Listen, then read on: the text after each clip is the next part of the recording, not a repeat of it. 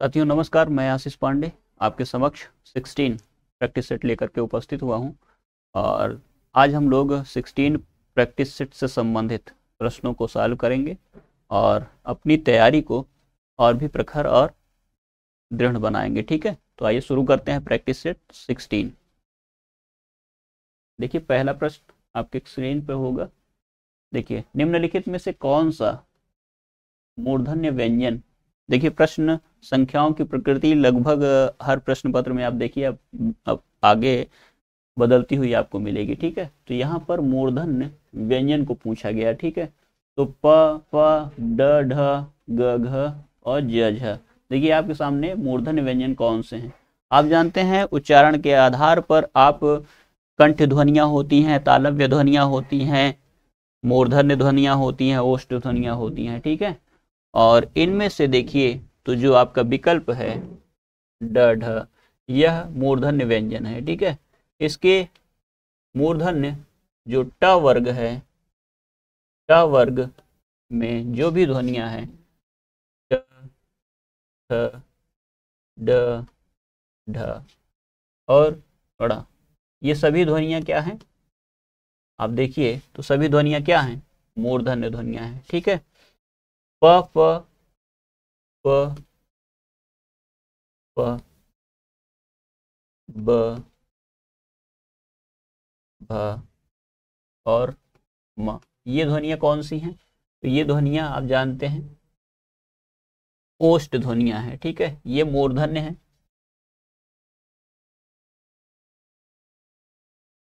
ये है ओष्ठ,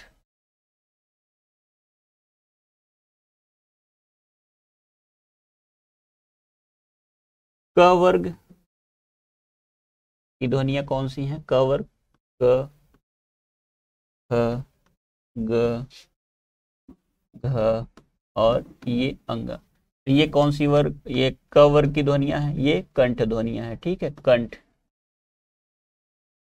ठीक, ज, इचु ऐसा नाम च, छ, ज, च वर्ग। ठीक, च वर्ग की ध्वनियां कौन सी होंगी, तालव्य, च, छ, ज, झ और ये कौन सा वर्ग है, तालव्य, तालव्य। ठीक है, तालव्य ध्वनियां हैं। ये सामान्य सा वितरण है और इसके अंदर अगर जाएंगे तो फिर थोड़ा सा आपको और भी चीज़ें मैं बताऊंगा जब वो प्रश्न पत्र में वो चीज़ें आने लगेंगी तो। ठीक है, अभी तो जो चीज़ें चल रही हैं इन सबको आप ध्यानपूर्वक समझते जाइए। एक और है त वर्ग। ठीक है, अच्छा इनको क्या होता, मैंने प्रश्न के हिसाब से आपको सॉल्व कर दिया है, आपको क्रम से कर लेना चाहिए था। ठीक है, क्रम से कर लीजिएगा या क्रम बना लीजिएगा, जैसे क होगा, च होगा, ट होगा, तब ता होगा, फिर पा वर्ग होगा। ठीक है, तो एक त वर्ग, त, थ, द, ध, न, ये कौन सा वर्ग है, दंत्य है। ठीक है, दंत्य, दंत्य ध्वनियां हैं। ठीक, तो इसको आप लोग, तो सबसे पहले कंठ ध्वनियां आती हैं, क, ख, ग, घ कंठ ध्वनि, फिर च वर्ग तालव्य ध्वनियां च, छ, ज, झ, ञ, और फिर उसके बाद मूर्धन्य ध्वनियां आएंगी ट, ठ, ड, ढ, ड़, और उसके बाद दंत ध्वनियां आएंगे। ठीक है, त, थ, द, ध, न, फिर उसके बाद प, फ, ब, भ, म, प वर्ग आएगा, तो उसको आप लोग कर लेंगे ओष्ठ ध्वनियां हैं। ठीक है, ये चीज इसको थोड़ा सर्किल से एक क्रम से करना पड़ेगा, मैंने प्रश्न के हिसाब से सॉल्व कर दिया है। आगे चलेंगे। अर्धविराम चिन्ह कहाँ लगता है, अर्धविराम का चिन्ह कहाँ लगता है, उद्धरण के पहले, कोई भी उद्धरण दिया है, उद्धरण उसके पहले लगता है, जहां अल्प विराम की अपेक्षा थोड़ा कम रुकना हो वहां लगता है, जहां कोई निर्देश देना हो वहां पर, तो जहां निर्देश देना होता है वहां पर निर्देशक चिन्ह का इस्तेमाल करते हैं, जहां अल्प विराम की अपेक्षा थोड़ा अधिक रुकना हो वहां पर हम लोग क्या करते हैं, अर्धविराम का प्रयोग करते हैं। ठीक है, अर्धविराम का प्रयोग जहां अल्प विराम की अपेक्षा थोड़ा ज्यादा देर रुकना हो वहां पर हम लोग क्या करते हैं, अल्प विराम का प्रयोग करते हैं। ठीक है, आगे चलेंगे। हिमालय किस प्रकार की संज्ञा है, साथियों आप लोग जानते हैं हिमालय किस प्रकार की संज्ञा है, किसी व्यक्तिगत रूप से पहाड़ का एक नाम है तो हिमालय जो है वह व्यक्तिवाचक संज्ञा है।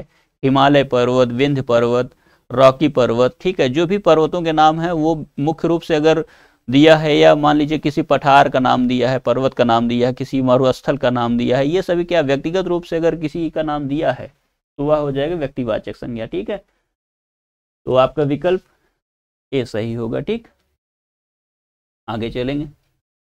जो सर्वनाम शब्द वक्ता, श्रोता अथवा किसी अन्य व्यक्ति के लिए प्रयोग किया जाता है, ठीक है, उसे क्या कहते हैं, क्या कहेंगे उसे? तो आप लोग जानते हैं संबंधवाचक सर्वनाम कहा जाएगा, नहीं। पुरुषवाचक सर्वनाम कहा जाएगा, हाँ। अनिश्चयवाचक सर्वनाम कहा जाएगा, नहीं। निजवाचक सर्वनाम कहा जाएगा, नहीं। ठीक है, तो आप जो क्या कहा जाएगा?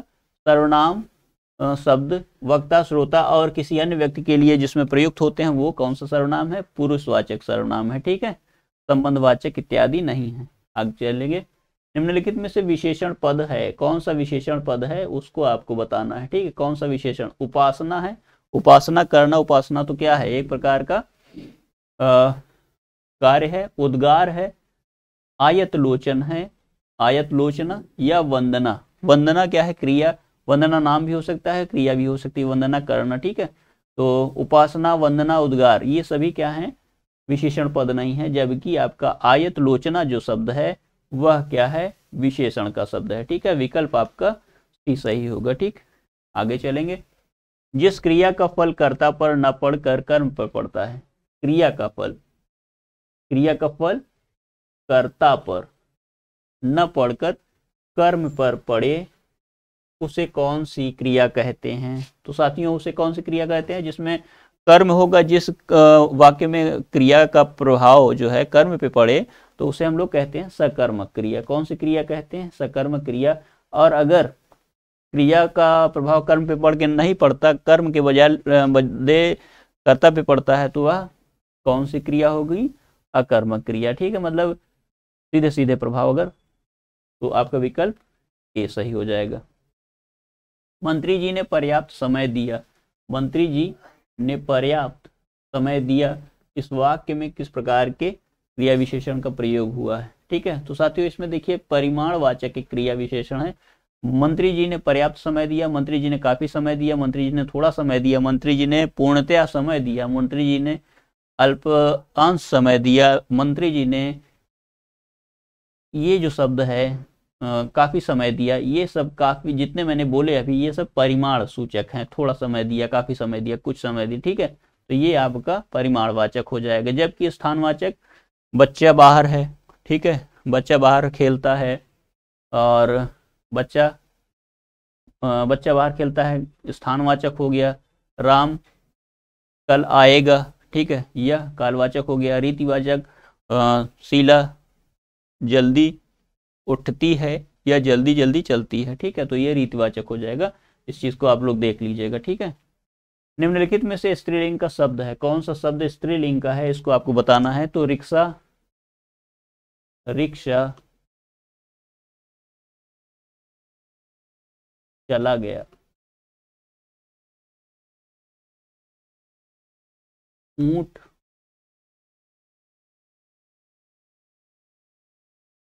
बैठा है,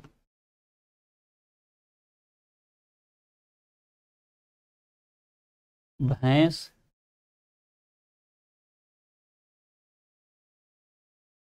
चर रही है, रही थी। ठीक है, रख खड़ा रहेगा। देखिए सभी वाक्यों में अगर रहेगी होता तो ये स्त्रीवाचक होता। भैंस चर रही थी, यहाँ पर यहाँ थी, और यहाँ पर देखिए स्त्रीलिंग की क्रिया है। ऊंट बैठा, यहाँ पर देखिए पुल्लिंग की क्रिया है। रिक्शा चला गया, यहाँ पर पुल्लिंग क्रिया का लिंग जो है पुल्लिंग है। तो आपका जो विकल्प सी होगा वह सही होगा। ठीक है, डिब्बा किस शब्द, डिब्बा किस शब्द का एक वचन है? मतलब डिब्बा जो है, तो आप लोग जानते हैं डिबिया, डिब्बा, डिबिया, तो डिब्बे का एक वचन है। ठीक है, डिब्बे का एक वचन है, बाकी विकल्प असंगत हैं। लता गीत गा रही थी, आपके सामने एक वाक्य है, इनमें से किस का उदाहरण है? निम्नलिखित में से किसका उदाहरण है? तो गीत गा रही थी, ठीक है, लता गीत,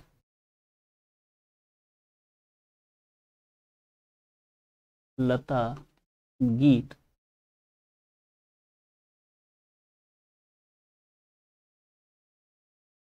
गा,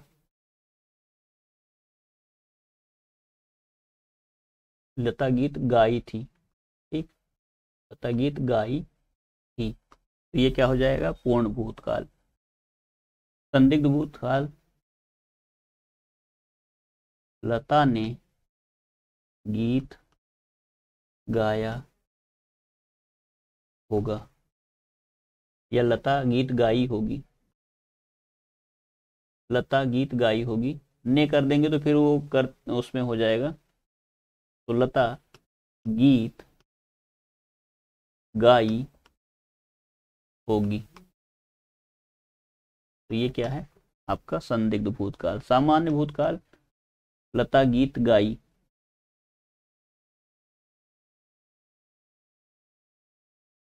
लता गीत गाई, ये सामान्य भूतकाल है।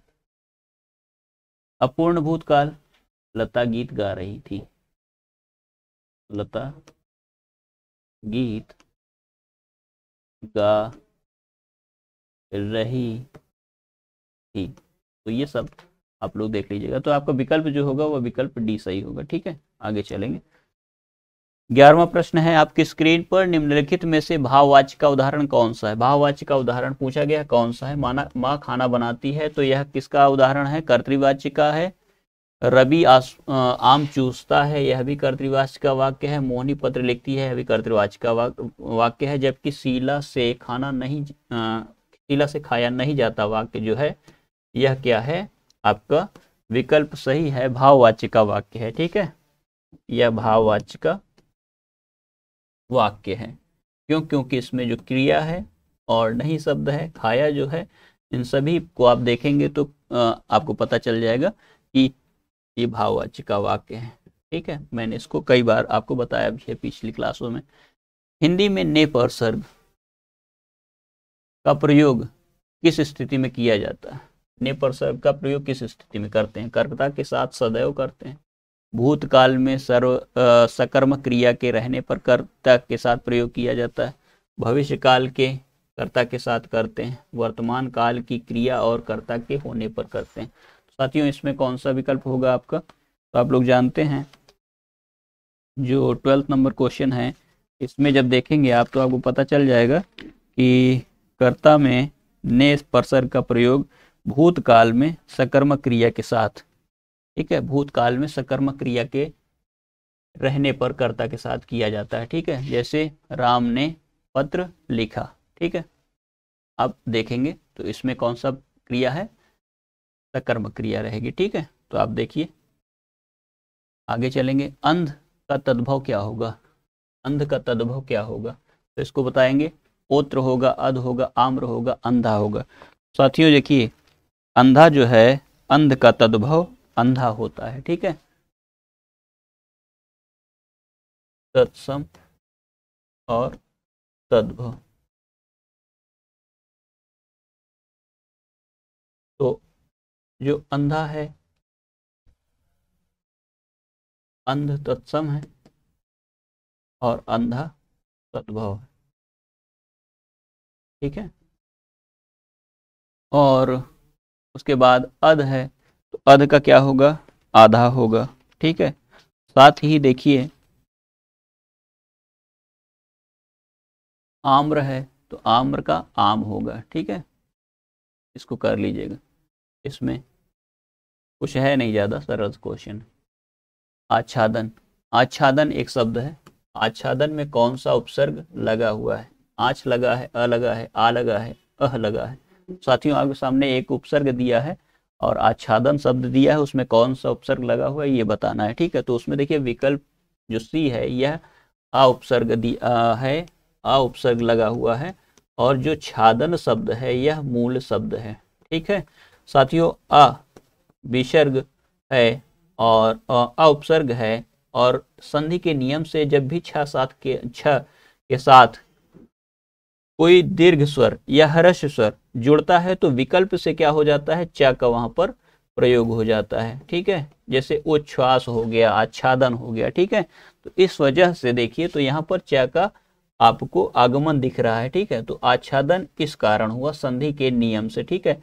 छ से पूर्व कोई भी अगर आप स्वर, दीर्घ स्वर शब्द आए तो छ से पूर्व आपको च का इस्तेमाल करना है, ठीक है। उच्छ्वास और परिच्छेद और देखिए आच्छादन, ये सब उसी के उदाहरण है, ठीक है। इसको आप ध्यान रखेंगे, ये वेरी इंपॉर्टेंट है आपके लिए, इसको याद रखिएगा, ठीक है। विकल्प आपका जो है वो सी सही होगा, संधि के नियम से हुआ है इसमें, ठीक। अल्पायु में कौन सा प्रत्यय है, देखिए अल्पायु एक शब्द है और इसमें कौन सा प्रत्यय पूछा गया है, तो अल्प और आयु दोनों को अलग अलग कर देते हैं। तो साथियों अल्प अलग कर दिया तो आयु बचा, तो जाहिर सी बात है आपका प्रत्यय क्या होगा, अल्प में मूल शब्द है अल्प और आयु जो है आपका प्रत्यय है, ठीक है। आगे चलेंगे, आधुनिक का विलोम शब्द पूछा है, आधुनिक शब्द है, विलोम शब्द क्या होगा, तो आप लोग जानते हैं आधुनिक का विलोम शब्द क्या होता है। आधुनिक का विलोम शब्द क्या होगा, अर्वाचीन होगा, प्राचीन होगा, समसामयिक होगा। तो साथ ही सभी लोग जानते हैं कि आधुनिक का विलोम प्राचीन होगा, ठीक है। आगे चलेंगे, शिष्ट का विलोम शब्द पूछा गया है, शिष्ट एक शब्द है, इसका विलोम पूछा गया है। अवशिष्ट होता है, अशिष्ट होता है, निकृष्ट होता है, विशिष्ट होता है। साथियों देखिए अशिष्ट होगा विलोम आपका शिष्ट का, न कि अवशिष्ट होता है, ठीक है। अवशिष्ट का क्या मतलब होता है, बचा हुआ, अवशिष्ट बचा हुआ, और अवशिष्ट का विलोम जो होगा अशेष होगा, ठीक है। उसके बाद निकृष्ट का क्या होता है, उत्कृष्ट होगा। विशिष्ट का क्या होगा, सामान्य होगा, ठीक है। विशिष्ट का क्या हो सकता है, विशिष्ट का विलोम सामान्य हो सकता है, ठीक है, सामान्य। और निकृष्ट उत्कृष्ट, ठीक है, निकृष्ट उत्कृष्ट हो सक जाएगा। और अशिष्ट का विलोम क्या है, अशिष्ट का विलोम शिष्ट हो जाएगा, ठीक है। इसको कर लेंगे। अवशिष्ट का अशेष, मतलब कुछ भी शेष नहीं है, ठीक है। अवशिष्ट बचा हुआ, अशेष कुछ भी नहीं बचा, ठीक है। ये चीज आप लोगों को कर लेनी है। आगे चलेंगे, किस विकल्प में सही शब्द, किस विकल्प में सभी शब्द परस्पर पर्यायवाची शब्द नहीं है, ठीक है, एक दूसरे के पर्यायवाची नहीं है। देख लीजिए, रसना, जिह्वा, जबान, चाप, धनु, चपला, निर्वाण, कैवल्य और मुक्ति, कुबेर, राजराज, यक्षराज। तो रसना, जीवा, जबान जानते हैं आप लोग सभी, निर्वाण और ये भी पूरा है, कुबेर, रसराज, यक्षराज भी है। देखिए चपला विद्युत की होती है पर्यायवाची, किसकी है, विद्युत की, बिजली की पर्यायवाची है। तो यहाँ पर जो पर्यायवाची का परस्पर विकल्प सही नहीं है, वह विकल्प कौन सा होगा, आपका बी विकल्प होगा, ठीक है। आगे चलेंगे, निम्नलिखित शब्दों के सही पर्यायवाची शब्द क्रमशः होंगे। देखिए चार शब्द, तीन शब्द दिए गए हैं और उनके जो शब्द पर्यायवाची के हैं उनके जो क्रम हैं वो निश्चित रूप से सही हैं कि नहीं। तो ब्रह्मा क्या है, प्रजापति, चाकर और शीत, ठीक है। तो ग्रीष्म का शीत होगा नहीं, ग्रीष्म का ताप हो सकता है, लेकिन ब्रह्मा का नौकर नहीं होगा। लेकिन ब्रह्मा का चतुरानन हो सकता है और सेवक का भृत्य हो सकता है। ग्रीष्म का निदाग हो सकता है, ठीक है। विधि विप्र गर्मी, विप्र सेवक का नहीं होता, ठीक है, यह नहीं होता। और विधाता सेवक होता नहीं है। तो ये चीजें थोड़ी थोड़ी कमियां हैं। तो आपका बी जो सी विकल्प है इसमें कोई भी गलती नहीं है, ठीक है। आगे चलेंगे, निम्न विकल्पों में से अनेकार्थ शब्द का चयन करिए। अनेकार्थ शब्द का चयन करना है। अनेकार्थ शब्द का मतलब होता है एक ही शब्द के अनेक अर्थ शब्द देने वाले शब्द, ठीक है। तो नासिका, कान, अंग, नेत्र, चार शब्द हैं और चार शब्दों में से आपको कौन सा शब्द बताया गया है कि अनेकार्थी शब्द है। अनेकार्थी शब्द कौन सा है, दिए गए विकल्प में आप देखिए विकल्प नंबर 20, विकल्प क्वेश्चन नंबर 20 में तो आप का विकल्प जो होगा सी होगा, ठीक है। और इसमें देखेंगे तो आप जो अंग है, अंग का भेद है, पक्ष है, टुकड़ा है, शरीर है, अवयव, तो आप कई चीज जानते हैं। भेद हो जाता है, अवयव हो गया,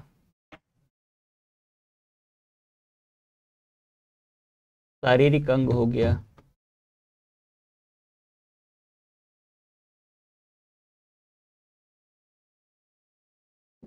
ठीक है, इसी तरह से और भी भेद हो सकते हैं, ठीक, इसको आप लोग देख लेंगे।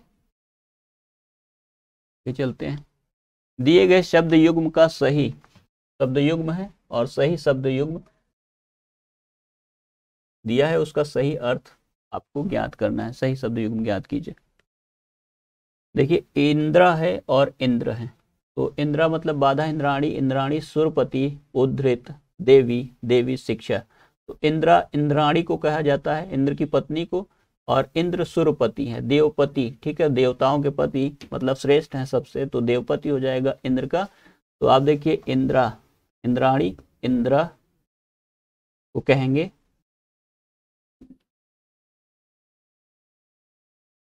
साथ ही सुरपति को क्या कहते हैं, इंद्र कहते हैं। ठीक, तो इस चीज को आप लोग नोट कर लीजिएगा। आगे चलेंगे। जो देखने योग्य ना हो, ऐसे वाक्यांश के लिए एक उचित शब्द बताना है। जो देखने योग्य नहीं है, ऐसे वाक्यांश के लिए एक शब्द बताना है।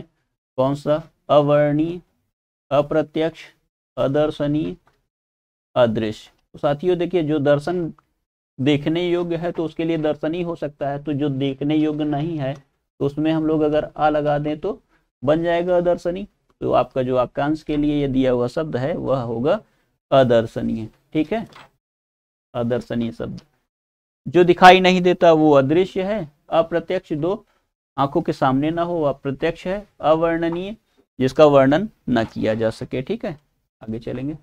जिनका जन्म पहले हुआ हो, जिनका जन्म पहले हुआ हो, इस वाक्यांश के लिए एक उपयुक्त शब्द का चयन करके बताना है। ठीक है, अग्रगणी, अग्रणी किसे कहते हैं? जिनको सर्वप्रथम गिना जाता है, जो सबसे पहले गिने जाते हैं उनको कहते हैं अग्रणी। अग्र, जो पहले आया हुआ हो। अग्रज, जिसका जन्म, जिनका जन्म पहले हुआ हो।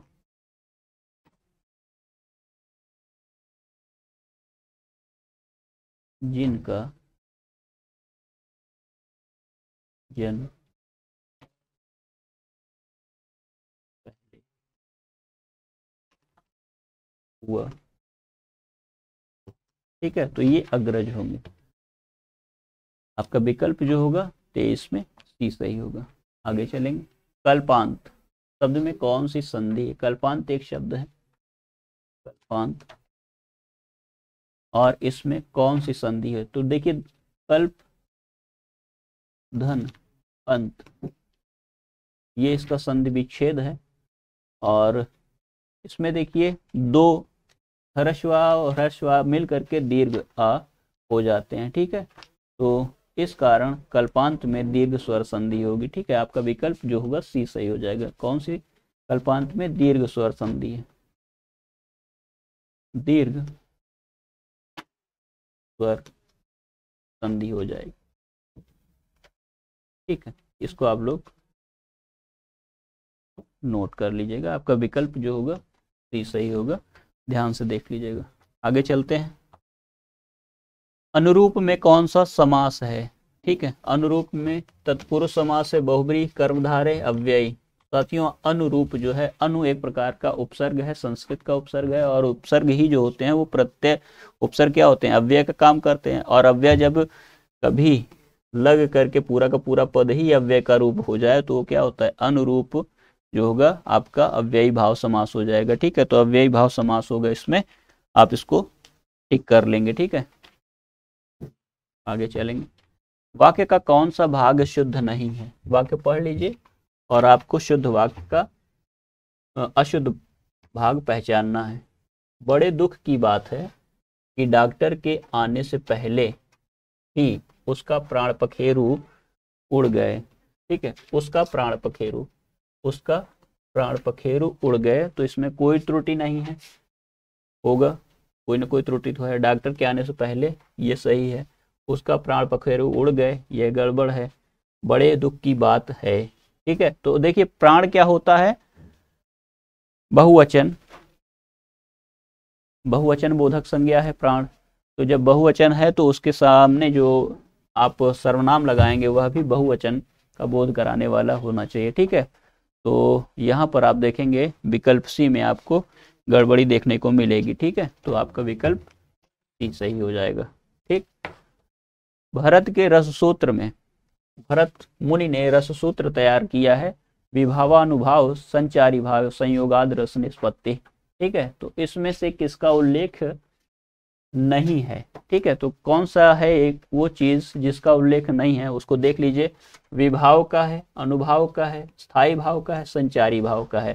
ठीक है, सूत्र पहले देख लेते हैं। ठीक है, सूत्र क्या है उसको नोट कर लीजिए। सूत्र क्या है उसको नोट कर लीजिए। सूत्र क्या है देख लीजिए। विभावानुभाव व्यभिचारी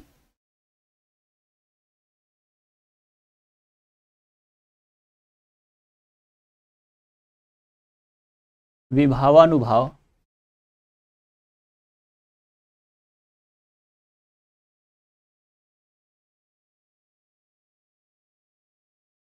व्यभिचारी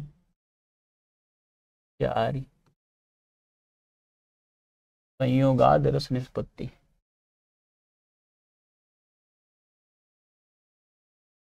यहाँ थोड़ा सा जगह की कमी पड़ेगी, मैं नीचे लिख देता हूँ सूत्र, यहाँ से लिख देता हूँ। ठीक है, सूत्र क्या है?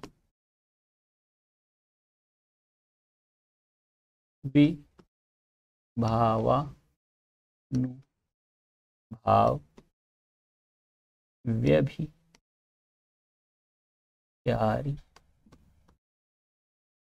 व्यभिचारी संयोगाद रस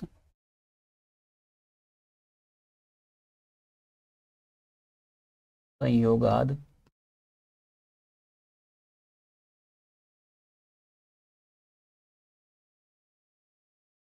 निष्पत्ति।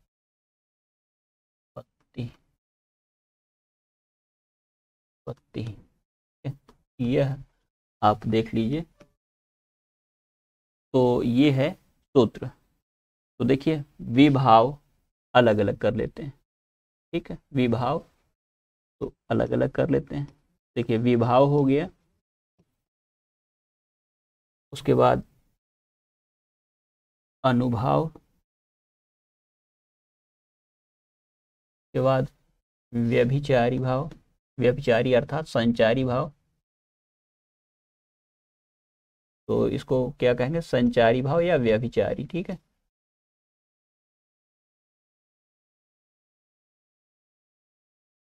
और इस हमको कहा क्या गया है किसका उल्लेख नहीं है? तो देखिए विभाव अनुभाव व्यभिचारी के संयोग को, ठीक है, संयोग मतलब सबके इकट्ठे रूप को, संयोग को, संयोग से, संयोगात होता है ना, संयोगात। तो सप्तमी भी उसमें देखिए संयोगात में क्या है? सबके इकट्ठे होने से। ठीक, रस निष्पत्ति, तो रस की निष्पत्ति होती है। तो अब देखिए रस निष्पत्ति,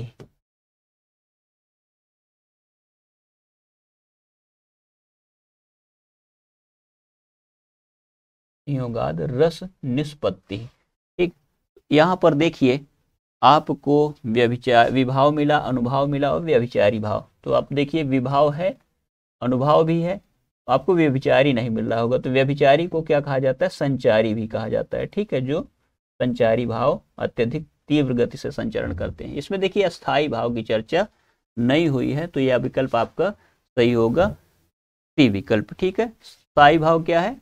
जिसकी इस सूत्र में व्याख्या नहीं हुई है। ठीक है, संयोगाद रस निष्पत्ति, इन सब के संयोग से ही रस की निष्पत्ति होती है। आगे चलेंगे। हम जो कुछ देख रहे हैं सुंदर है, सत्य नहीं। ठीक है, यह दृश्य जगत भासित है, बिन कर्म शिवत्व नहीं। उपर्युक्त काव्य पंक्तियों में निम्नलिखित में से कौन सा छंद है? आपको छंद बताना है। 14 मात्राओं की यति से 28 मात्रा वाला छंद है। 10 वर्णों की यति से 20 वर्णों वाला वर्णिक छंद है। 13 मात्राओं की यति से 26 मात्राओं वाला मात्रिक छंद है।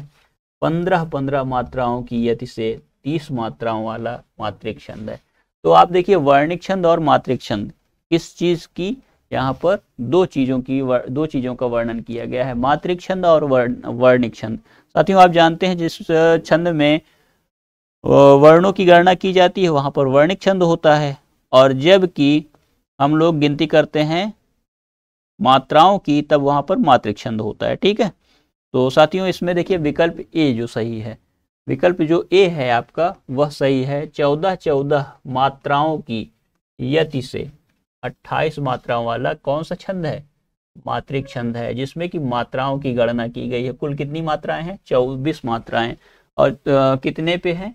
14 मात्राओं की यति है। ठीक है, तो हम जो कुछ देख रहे हैं, हम जो कुछ देख रहे, यहाँ पर दीर्घ मात्रा होगी हैं।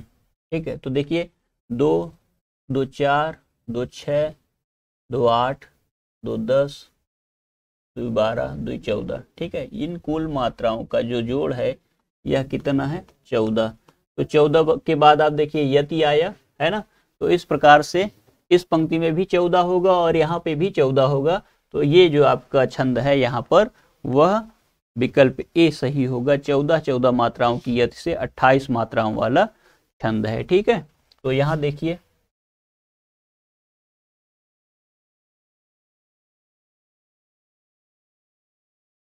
ये हो जाएगा 4, 2 6, 2 8, 2 10, 2 14। ठीक है, यह भी सही है। तो मतलब 14 की उससे आपको 28 मात्राएं होनी थी। 14 इधर 14 उधर, कितना हो जाएगा? 28 हो जाएगा। ठीक है, तो ये विकल्प आपका जो ए है वह सही होगा। आगे चलेंगे। जहां एक व्यंजन की जिस व्यंजन की आवृत्ति एक या अनेक बार होती है वहां कौन सा अलंकार होता है? छेकानुप्रास होता है, वृत्त्यानुप्रास होता है, लाटानुप्रास होता है, यमक अलंकार होता है। देखिए यमक अलंकार में क्या होता है? शब्दों की आवृत्ति होती है नहीं, बल्कि वहां पर शब्दों की आवृत्ति नहीं होती, अर्थों की आवृत्ति होती है। ठीक है, अब अर्थों की आवृत्ति किसमें होती है? अर्थों की आवृत्ति श्लेष अलंकार में होती है, शब्दों की आवृत्ति होती है, जबकि वर्णों की आवृत्ति अनुप्रास अलंकार में होती है। तो जो आप के प्रश्न में दिया है एक व्यंजन की आवृत्ति, तो एक व्यंजन में जानते हैं आप लोग, जब एक व्यंजन की आवृत्ति एक या अनेक बार हो, ठीक है, तो वहां पर वृत्त्यानुप्रास होगा। ठीक है, आगे चलेंगे। यति का क्या अर्थ होता है? यति एक शब्द है, छंद में प्रयुक्त होता है, इसका अर्थ पूछा गया क्या है यति का अर्थ। साथियों देखिए यति का अर्थ होता है प्रवाह, विराम, गण या चरण। देखिए ये सभी शब्द जो है छंदों में प्रयुक्त होते हैं। ठीक है, छंद में क्या होता है? चरण भी होते हैं, यति होती है, गति होती है, और गण भी होते हैं, प्रवाह भी होता है। तो जब यति को हम लोग देखें छंद की दृष्टि से तो वह विराम कहलाता है। क्या कहलाता है? विराम कहलाता है। कहीं पे रुकने के लिए क्या होता है? यति का प्रयोग करते हैं, और यति जो है विराम के लिए प्रयुक्त होती है। ठीक है, तो इसको आप लोग टिक कर लीजिएगा। आपका विकल्प सही है सी। जिन खोजा तिन पाइयां, जिसको खोजा तिन पाइयां, लोकोक्ति का अर्थ क्या है? खोए हुए व्यक्ति को का मिल जाना, जो श्रम करते हैं उन्हें ही सफलता मिलती है, करे कोई भरे कोई, जिनको चाहा वही बेवफा निकला। ठीक है, श्रम करते हैं उन्हें ही सफलता मिलती है। ठीक है, तो इसमें जो आपका सही विकल्प होगा वह जो श्रम करते हैं उन्हें ही सफलता मिलती है। जिन्होंने खोजा तिन पाया, उन्हीं ने पाया। तो विकल्प आपका जो होगा सी सही होगा। ठीक है, आगे चलते हैं। छोटा मुंह बड़ी बात। ठीक है, ये बहुत फेमस लोकोक्ति है, छोटा मुंह बड़ी बात को पूरा कर सकते हैं आप, मुंह फिल करेंगे। आपका विकल्प जो है ए सही होगा। ठीक है, आगे चलते हैं। ज्ञान राशि के संचित कोश का नाम साहित्य है। यह कथन किसका है? जयशंकर प्रसाद का है, रामचंद्र शुक्ल का है, और रामविलास शर्मा का है, महावीर प्रसाद द्विवेदी का है। साथियों आप लोग जानते हैं यह कथन जो है वह महावीर प्रसाद द्विवेदी का है। ठीक है, ज्ञान राशि के संचित कोश को साहित्य कहा गया है। ठीक है, महावीर प्रसाद द्विवेदी का है, इसको टिक कर लेंगे। जबकि जो संचित साहित्य का जो संचित स्वरूप होता है वो बदलता रहता है चित्रवृत्तियों के अनुसार। यह कथन किसका है? यह कथन रामचंद्र शुक्ल जी का है। ठीक है, तो यहाँ पे आप डी विकल्प टिक कर लेंगे। आगे चलेंगे। देखिए इस विकल्प इसमें हम लोग को गद्यांश को पढ़ करके चयन करना है उसके प्रश्नों के उत्तर को। तो पढ़ते हैं। स्त्रियों की समस्याएं बहुत सी हैं। स्त्रियों की समस्याएं बहुत सी हैं और गंभीर हैं, लेकिन उनमें एक भी ऐसी नहीं जो जादू भरे शब्द शिक्षा से हल न की जा सकती हैं। ठीक है, शिक्षा अंडरलाइन कर लीजिएगा। पहले अपनी स्त्रियों को शिक्षा दो, उन्हें उनकी स्थिति पर छोड़ दो, तब वे तुम्हें बताएंगी कि उनके लिए क्या सुधार आवश्यक है। ठीक है, हमें नारियों को उस स्थिति में पहुंचा देना चाहिए जहां वे अपनी समस्या को अपने ढंग से सुलझा सकें। ठीक, तो ये एक छोटा सा पैसेज है आपके समक्ष और इससे संबंधित प्रश्नों को हम लोग देखेंगे। एक बार पैसेज हम लोग फिर से पढ़ लेते हैं। स्त्रियों की समस्याएं बहुत सी हैं और गंभीर भी हैं, लेकिन उनमें एक भी ऐसी नहीं है जो जादू भरे शब्द शिक्षा से हल न की जा सके। ठीक है, तो मतलब शिक्षा से हल की जा सकती हैं। पहले अपनी स्त्रियों को शिक्षा दो, उन्हें उनकी स्थिति पर छोड़ दो, तब वे तुम्हें बताएंगी कि उनके लिए क्या सुधार आवश्यक है। मतलब पहले वो शिक्षित हो जाएं, फिर उनके लिए क्या आवश्यक है वो खुद ही बताएंगी। हमें नारियों को उस स्थिति में पहुंचा देना चाहिए जहां वे अपनी समस्याओं को अपने ढंग से सुलझा सकें। ठीक है, आसान सा पैसेज है। गद्यांश में किन की समस्याओं का उल्लेख किया गया है? बालकों की समस्याओं का उल्लेख किया गया है, पुरुषों की समस्याओं का उल्लेख किया गया है, जनसमूह की समस्या का नहीं। सबसे उचित जो विकल्प है वो इस पैसेज में स्त्रियों की समस्याओं का उल्लेख किया गया है, देखेंगे आप। ठीक है, शिक्षा को जादू भरा क्यों कहा गया है? शिक्षा वाले व्यक्ति जादूगर होते हैं। शिक्षा से समस्याएं सदैव के लिए समाप्त हो जाती हैं। शिक्षा अतिशीघ्र समस्याएं समाप्त कर देती है। शिक्षा समस्याएं सुलझा सकती है। ठीक है, तो जानते हैं आप लोग शिक्षा जो है अतिशीघ्र समस्याओं को समाप्त कर सकती है या शिक्षा से समस्याएं सदैव के लिए खत्म हो जाती हैं। ठीक है, तो आप देखते हैं कि जो विकल्प आपका डी है, शिक्षा के लिए जादू भरा शब्द इसलिए कहा गया है क्योंकि शिक्षा जो है समस्याओं को सुलझा सकती है। ठीक है, विकल्प आपका डी सही होगा। गद्यांश के अनुसार स्त्रियों में इतनी सामर्थ्य है कि वे अपनी समस्याएं स्वयं सुलझा सकती हैं। पुरुष समाज को पीछे धकेल सकती हैं, स्वयं ही अपनी जाति को शिक्षित कर लें, समाज सुधार पर वक्तव्य दे सकती हैं। तो जानते हैं साथियों, वो अपनी समस्याएं स्वयं ही सुलझा सकती हैं अगर वो शिक्षित होंगी तो। ठीक है, तो उनको उनके अंदर ये सामर्थ्य और क्षमता व्यक्तिगत रूप से विद्यमान है। ठीक है, आगे चलेंगे। स्त्रियां स्वयं अपने सुधार का दायित्व वहन कर सकती हैं। यह कथन पूर्णतया सटीक है, पूर्णतया असंगत है, आंशिक रूप से विचारणीय है या आंशिक रूप से संगत है। तो यह जो विकल्प है वह देखिए साथियों, ये सामर्थ्य तो उनमें होता है कि वह अपने जो दायित्व हैं उनको पूर्ण रूप से उनका निर्वहन कर सकती हैं। ठीक है, तो यह पूर्णतया सटीक है। यह विकल्प जो होगा आपका ए सही होगा। ठीक है, तो स्त्रियां स्वयं अपने सुधार का दायित्व वहन कर सकती हैं, यह कथन है और यह पूर्णतया सटीक कथन है। ठीक है, यह पूर्ण रूप से सत्य कथन है। तो साथियों ये 37 प्रश्न का प्रैक्टिस सेट था और मैं इस 16वें प्रैक्टिस सेट को आपको करा चुका। आगे हम लोग इससे संबंधित इसी प्रकार के प्रश्नों को लेकर के 17वें प्रैक्टिस सेट में पुनः उपस्थित होंगे। ठीक है, तब तक के लिए नमस्कार।